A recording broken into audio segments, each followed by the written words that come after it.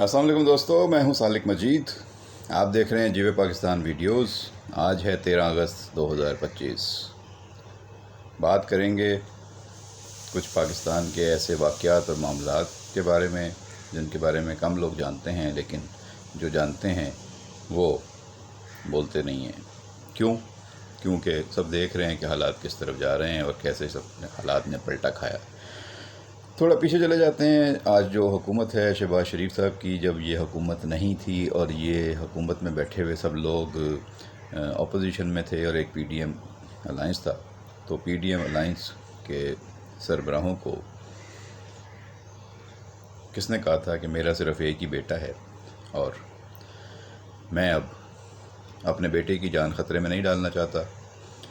जिसने मुज़ाहमत करनी है, लड़ाई लड़नी है, वो अपना शौक़ पूरा कर ले।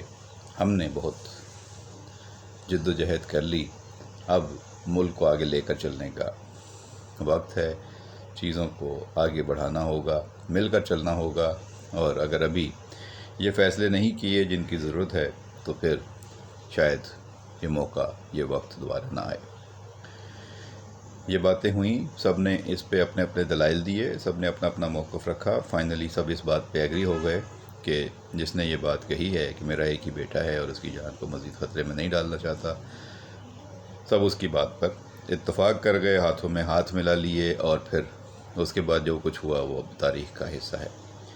इमरान खान की हुकूमत ना सिर्फ ख़त्म हुई, बल्कि आज वो अपनी ही गलतियों और हमाकतों की वजह से पाबंद सलासल हैं, जेल में बैठे हुए हैं।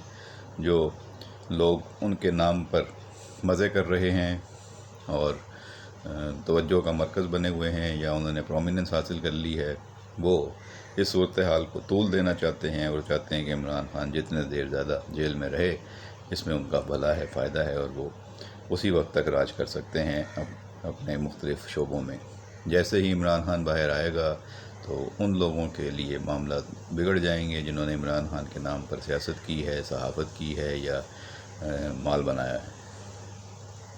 दूसरी तरफ जो पीडीएम के अरकान थे, जो रहनुमा थे, जो सरबराह थे अलाइंस के, वो सब के सब हुकूमत में आ गए और उसमें यकीनी तौर पर जिन्होंने गलतियां की वो भुगत रहे हैं और जिन्होंने जो है वो सही फ़ैसले सही वक्त पे कर लिए थे, वो आज मुल्क की तरक्की के इस अमल में शाना बशाना खड़े हैं और आगे बढ़ रहे हैं। बुनियादी तौर पे मैं बात कर रहा था मौजूदा सदर आसिफ अली ज़रदारी साहब की। आप समझ गए होंगे कि उन्होंने ये बात की थी। उनका एक बेटा है आसिफ अली ज़रदारी का, बिलावल भुट्टो ज़रदारी, और उन्होंने अपनी कमाल सियासत से पहले बिलावल भुट्टो ज़रदारी को एक पार्टी सरबराह से पाकिस्तान का नौजवान वज़ीर ख़ारजा बनवाया और शहबाज शरीफ को वज़ीर आला से उठाकर, अपोजिशन लीडर से उठाकर पाकिस्तान का वज़ीर आज़म बनाने में अपना किरदार अदा किया। यकीनी तौर पे इसमें मेहनत तो ख़ुद शहबाज शरीफ की थी और उन्होंने अपने बड़े भाई नवाज़ शरीफ को राज़ी किया, क्योंकि वोट बैंक तो इस मुल्क में नवाज़ शरीफ के नाम पे है। शहबाज शरीफ का अपना कोई वोट बैंक नहीं था, न है। उनके लिए तो अपना हल्का भी शायद नवाज़ शरीफ को अगर साइड में कर दिया जाए तो जीतना मुश्किल होगा। तो नवाज़ शरीफ की लेगेसी जो थी सियासत में, वो मरीम नवाज़ के पास थी और वो रहेगी, नज़र आ रहा है। लेकिन शहबाज शरीफ ने जो अपनी गुडविल बनाई हुई थी इस्टेब्लिशमेंट के साथ, उसको उन्होंने भरपूर तरीके से आगे बढ़ाया और उनकी उसी गुडविल पे आसिफ अली ज़रदारी की नज़र थी। लिहाजा सदर आसिफ अली ज़रदारी ने उस वक्त जब पीडीएम की जद्दोजहद जारी थी तो उन्होंने शहबाज शरीफ को ये बात समझाई कि मेरे पास इतने मौजूद हैं नंबर्स, मैं इतने नंबर्स तक आपकी मदद कर सकता हूँ, बाकी आपके पास हैं। अगर हम मिल जाएं तो बहुत आसानी से हम एक हुकूमत तश्कील दे सकते हैं। पहले हम जो हुकूमत है इसको डिसलॉज कर सकते हैं अदम एतमाद के ज़रिए और उसके बाद हम अपनी हुकूमत बना सकते हैं। इसके लिए गुडविल चाहिए थी शहबाज शरीफ की, जो आर्मी के साथ थी, क्योंकि आसिफ अली ज़रदारी की गुडविल इस्टेब्लिशमेंट या रावलपिंडी के साथ नहीं थी और रावलपिंडी बॉयज़ आसिफ ज़रदारी पर एतमाद करने के लिए तैयार नहीं थे, बल्कि आसिफ ज़रदारी के गिर्द तो घेरा तंग हुआ था। उससे पहले हम देख चुके थे कि कितनी चीज़ें जो हैं उनकी, जितनी तोपों का रुख था वो आसिफ ज़रदारी की तरफ था। चाहे वो अगर हम पीछे चले जाएं तो डॉक्टर आसिम से लेके اومنی گروپ تک جتنے بھی لوگوں کو نشانہ بنایا گیا، شرجیل میمن کو، محکمہ اطلاعات کو، یا پیپلز پارٹی کے جتنے لوگوں کو گرفتاریاں ہوئی تھیں، وہ سب آصف زرداری کو تنگ کرنے کے لیے، پریشان کرنے کے لیے تھیں۔ اس سے بھی پیچھے چلے جائیں تو ایان علی والا معاملہ بھی اسی لیے تھا۔ تو وہ سب کچھ پنڈی بوائز چیزیں سمجھتے تھے، جانتے تھے، انہوں نے آصف زرداری کے گرد گھیرا تنگ رکھا تھا۔ تو آصف زرداری نے شہباز شریف کی اسٹیبلشمنٹ یا راولپنڈی بوائز کے ساتھ جو گڈ ول تھی اس کو یوز کرنے کا سوچا، اور اس کے بعد انہوں نے شہباز شریف کی ذمہ داری لگائی کہ وہ اپنے بڑے بھائی کو قائل کریں، راضی کریں، اور اس کے بعد جو ہے وہ ہم مل جل کر عمران خان کی حکومت کو ڈسلوج کریں اور اپنی حکومت بنائیں، اور اس کے بعد اپنے معاملات کو آگے بڑھائیں۔ تو بہت ہی کمزور تنکوں کو جوڑ جوڑ کر اس وقت جو ہے وہ حکومت سازی کی گئی تھی۔ پی ڈی ایم کی جو پہلی گورنمنٹ بنی تھی وہ بہت ہی کمزور تھی، چند ووٹوں پہ وہ حکومت چلی۔ اس میں سے اگر 2-4 اراکین خدا کی طرف سے، اللہ کی طرف سے اس وقت جو ہے وہ گزر جاتے تو حکومت بھی گزر جاتی۔ میرا مطلب ہے کہ اگر اللہ کی طرف سے بلاوا آ جاتا، فرشتہ اس وقت جو ہے وہ چند اراکین کو لے جاتا اور انا للہ ہو جاتا، تو اس وقت حکومت کا بھی انا للہ راجعون ہو جاتا۔ لیکن بہرحال وہ حکومت چلی، اور اب جو حکومت چل رہی ہے جسے حکومت کے مخالفین پی ڈی ایم پلس یا شہباز شریف کی جو ہے وہ دوسری حکومت کہتے ہیں، اور اس کو 47 فارم کی حکومت کہتے ہیں، لیکن تمام مخالفین کا تمام پروپیگنڈا اور جتنی بھی ان کی سازشیں یا جتنی بھی ان کی مخالفتیں تھیں اس حکومت کے خلاف، وہ ناکام رہی ہیں، اور شہباز شریف حکومت، آصف زرداری الائنس، یہ سب جو ہے وہ مسلم لیگ اور پیپلز پارٹی کا الائنس جو ہے، پی ڈی ایم کا جو بھی آپ سمجھ لیں، وہ کامیابی سے چل رہا ہے۔ اب حاصل کیا لوگ کہتے ہیں کہ جی عوامی مقبولیت نہیں رہی، اور نون لیگ نے سب سے زیادہ اپنی پوزیشن کمزور کر لی، اور نون لیگ جو ہے وہ سب سے زیادہ ان پاپولر ہو گئی۔ تو یہ تو جب حکومت بننے جا رہی تھی، جب پاکستان ڈیفالٹ کے دہانے پر کھڑا تھا، اور جب پاکستان کو عالمی طور پہ جو ہے وہ تنہائی کا سامنا تھا، اور پاکستان کو دوبارہ مالی طور پہ مستحکم کرنے کے راستے پہ لانا تھا، تو اسی وقت پتہ تھا سب کو کہ اگر آپ نے یہ راستہ اختیار کیا تو اس میں آپ کو ریاست تو بچا لیں گے لیکن سیاست گنوا دیں گے۔ تو اسی وقت یہ فیصلہ ہوا تھا، ٹھیک ہے، پہلے ریاست بعد میں سیاست۔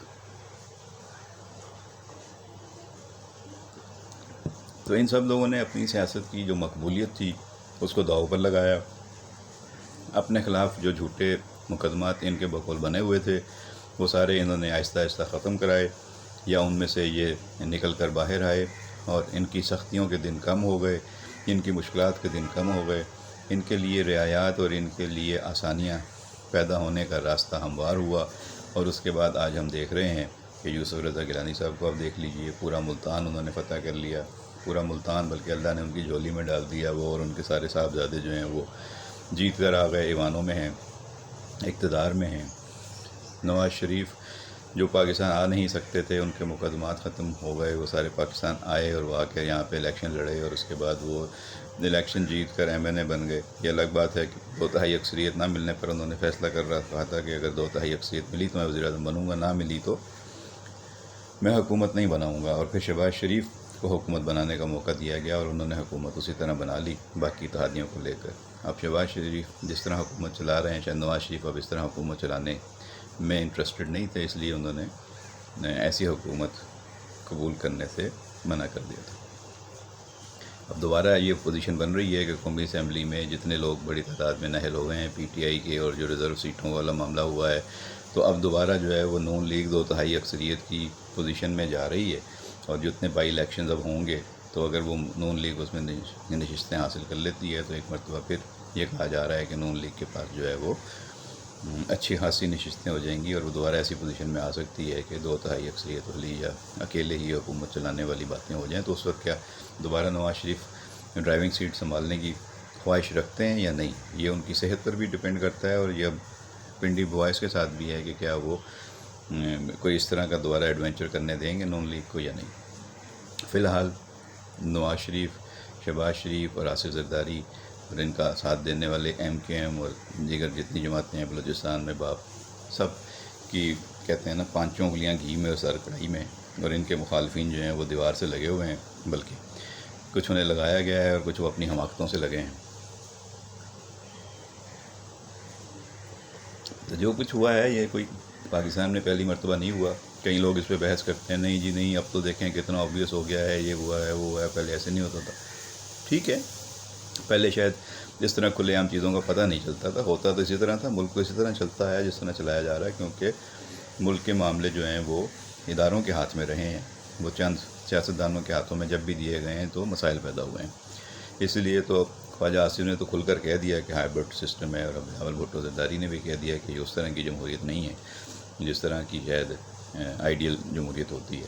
تو باتیں تو سب نے کہہ ہی دی ہیں کہ بھئی یہ ایک ہائبرڈ سسٹم ہے جس میں ظاہر ہے کہ اب ادارے اتھارٹیٹیو ہیں اور ان کی بات جو ہے وہ سنی جاتی ہے, مانی جاتی ہے, اور ان کی رائے کو اہمیت دی جاتی ہے. لیکن ملک جس طریقے سے ڈیفالٹ سے بچایا گیا ہے, معیشت کو جس طریقے سے تباہ ہونے کے بعد اس کو بہتری کی طرف لایا جا رہا ہے. اسٹاک ایکسچینج آپ کی دنیا بھر میں سب سے بہترین پرفارم کر رہی ہے. باہر سے آپ کے زر مبادلہ کے ذخائر میں مسلسل اضافہ ہوا ہے, آپ کے ڈپازٹس بہتر ہوئے ہیں. اب آپ کو ایکسپورٹس بہتر کرنی ہے. اب آپ کی دنیا بھر میں جنگ جیتنے کے بعد جو مارکہ حق اور آپ نے آپریشن بنیاد المرصوص میں کامیابی حاصل کی اور اپنے سے اتنے بڑے دشمن بھارت کو گھٹنے ٹیکنے پر مجبور کر دیا, اور ساری دنیا میں اس کی جگ ہسائی ہو رہی ہے, اور وہ اکیلا رہ گیا ہے, اور آپ ساری دنیا میں آپ کی پذیرائی ہو رہی ہے, اور آپ کی مقبولیت ہے, اور آپ کو شاباش مل رہی ہے. تو یہ فرق تو پڑا ہے. تو بہرحال بات شروع ہوئی تھی کہ میرا ایک بیٹا ہے, میں اس کی جان خطرے میں نہیں ڈال سکتا. جس نے مزاحمت کرنی ہے, لڑائی لڑنی ہے, وہ لڑ لے, اپنا شوق پورا کر لے. ہم نے کافی جد و جہد کر لی, اب ہم ملک کو آگے لے کر جانے کا وقت ہے. اس پہ بات کریں گے. اور ابھی تک صاف نظر آ رہا ہے کہ صدر آصف علی زرداری اور وزیر اعظم شہباز شریف مل کر اپنی جماعتوں کی پوری قیادت کی اسٹرینتھ لے کر پنڈی کے ساتھ مل کر آگے بڑھ رہے ہیں. اور پاکستان کے لیے اس وقت جو ہے وہ ترقی کا سفر جاری ہے. اللہ کرے کہ یہ استحکام رہے ملک میں. حالانکہ بہت سی سازشیں ہو رہی ہیں, بارڈر بھی گرم ہیں, بہت سے معاملات میں پاکستان کو جانے کی ماضی میں بھی سازشیں ہوتی رہی ہیں, ابھی بھی ہو رہی ہیں. جب جب پاکستان ترقی کے راستے پر قدم اٹھاتا ہے, آگے بڑھنے کی کوشش کر رہا ہوتا ہے, تو پاکستان کے خلاف سازشیں بھی اسی قوت سے شروع ہو جاتی ہیں. تو یہ متحد ہونے کا وقت ہے. اس وقت جو ہے وہ اپنے سیاسی مفادات کو پیچھے رکھ کے, اپنے انفرادی مفادات کو پیچھے رکھ کے ملکی مفاد کا سوچیں, ریاست کے مفاد کا سوچیں, اور اکٹھے ہو کر آگے بڑھنے کا سوچیں. اس وقت اپنی صفوں میں اتحاد چاہیے, اور اس وقت تمام ادارے اور عوام کو متحد ہونا چاہیے اور آگے بڑھنا چاہیے. 14 اگست کے موقع پر اس سے زیادہ ہم اور کیا بات کر سکتے ہیں اور کیا پیغام دے سکتے ہیں کہ یہ اتحاد کا وقت ہے. قائد اعظم کے اصولوں کے مطابق چلیے, ہر معاملات میں ادارے اپنے حدود میں چلیں اور اپنی چیزوں کو بہتر سے بہتر کریں. تو کوشش یہی ہے, جس طرح بلاول نے کہا, کہ سب لوگ اپنے اپنے آئینی حدود میں رہ کر کام کریں, تو چیزیں خود بخود بہتری کی طرف چل پڑیں گی. اور اس سلسلے میں کیا باتیں ہوئی تھیں, یہ تو میں نے آپ کو ایک بات بتائی کہ میرا ایک بیٹا ہے, اور میں مزید اس کے لیے خطرہ مول نہیں لینا چاہتا. تو جس نے مزاحمت کرنی ہے وہ کر, ہم تو ملک کو ترقی کی طرف لے کر جائیں گے. تو اور اس طرح کی بہت ساری باتیں ہوئی ہیں. پلان کیا ہے آگے, اس وقت کیا پلان بنایا تھا, کتنے کامیاب ہوئے ہیں, آگے کیا کرنے والے ہیں. اور ایک بڑا زبردست پلان ہے, ایک نیا پڑوسی بنانا ہے, وہ کیسے بنانا ہے. اور ایک دریا پاکستان میں دوسرے ملک سے لے کر آنا ہے, وہ کہاں سے لے کر آنا ہے, اور اس سے حاصل کیا کرنا ہے. تو اس پہ بہت ساری باتیں ہیں جو پلان کے مطابق آگے بڑھ رہی ہیں. اس پہ اگلی ویڈیو میں پھر انشاءاللہ بات کریں گے. اپنا خیال رکھیے گا. ویڈیو پسند آئے تو لائک اور شیئر ضرور کیجیے گا, اور اپنا تبصرہ ہمیں ضرور بھیجیے گا. بہت شکریہ.